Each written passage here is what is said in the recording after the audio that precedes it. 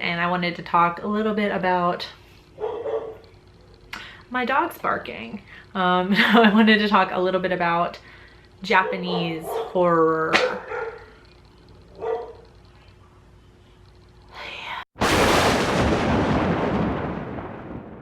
Hey there, creepy peeps, and welcome to another Weird Wednesday video where we kind of just do whatever the heck we want, be it horror related or not.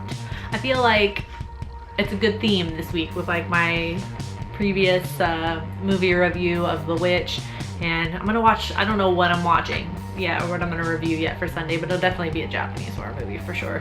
Of course it has to be, but I feel like it's very on topic, this video to do right now. Did that make any sense, the structure of my sentence? Because I feel like Japanese horror is a very popular subgenre of horror in this country. We have a lot of remakes. We have a lot of remakes of a lot of foreign horror movies, but I feel like Japanese horror gets remade the most in the US.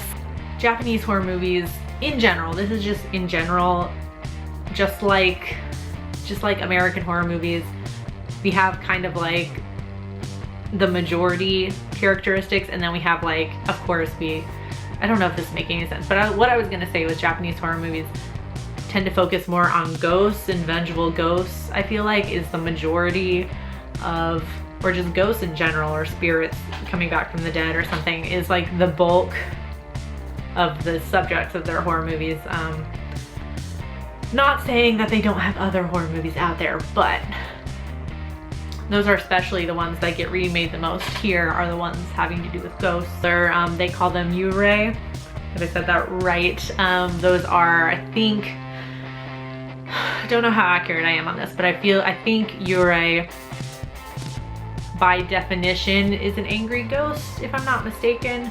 They usually have unfinished business or want revenge or something like that, like cannot move on, and that is why they are wreaking havoc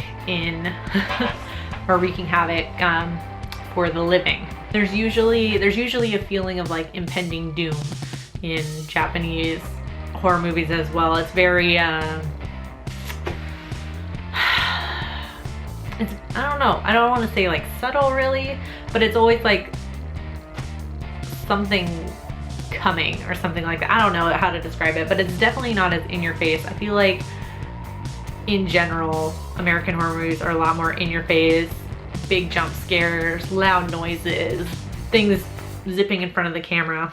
And I feel like we don't use a lot of subtle techniques like Japanese horror movies do. I feel like the majority of Japanese horror movies use more of like the subtle tactics, and they prefer like long shots or something standing in the background and a character doesn't notice. I feel like they like to build up the tension that way a little bit more, and that keeps running through the entire movie or they keep it running through an entire movie, unlike American horror movies where it's kind of like build up, jump scare, and then you kind of like reset it, build up, jump scare type thing.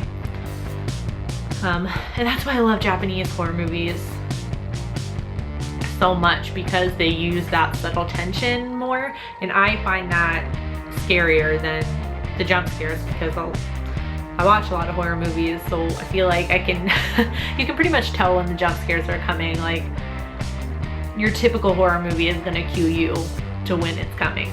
But they use a lot of, in Japanese horror, they use a lot of like silence and empty space. And I feel like that to me is a lot scarier and a lot more real. Like obviously all movies have like scores and soundtracks and stuff, and obviously in real life there's no swelling of music to cue you when a jump scare is coming. It just made me think of like those self-reflective horror movies and stuff when they're aware of the music swelling and stuff like that. But it's not like that. We're not aware, like if we were in a horror movie, we're not aware that the music is swelling and that something scary is about to happen. It's all about silences and empty spaces and things like that. And I feel like that's much more realistic and much scarier. So I quite enjoyed their style a little bit more to American horror movies, which is more like, I would describe more of a roller coaster. Like there's a lot of ups and a lot of downs. There's a lot of build up, jump scare, and then reset, have a second to relax. Where I find in Japanese horror movies, I'm tense the entire time and it's more of an ordeal to go through a horror movie. Like I come out of the horror movie like, ugh, like I have to force myself to relax and release all that tension because I'm terrified. And on average, if I watch a Japanese horror movie, I'm usually a little more scared longer after watching the horror movie than an American one. There are exceptions to this, obviously, for either side, but I remember in particular when I saw Ju-on, The Grudge, the particular scene where the sister of the main character, I haven't seen that movie in ages, so I'm sorry, I'm not gonna remember the character names in the Japanese one, but the sister, when we're following her in the movie for a little bit and she's scared and she's like home by herself and she gets under the covers and she notices something is like in the bed under the covers. She lifts up the covers and the ghost is right there under there with her. I remember not being able to sleep on top of, or not being able to sleep under my covers that night. I was so terrified because they just like that.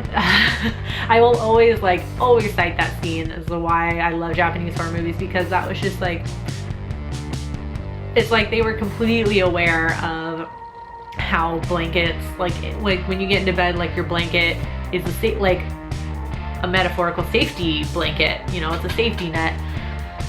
Like you always have we always tell jokes about, you know, like how if all of your limbs are under the covers, the monster can't get you, or that's how you feel. Like you feel if you're completely under the covers, you're safe. And they just take that and turn it on it. They take that idea, turn it on its head, and just like fuck you up mentally.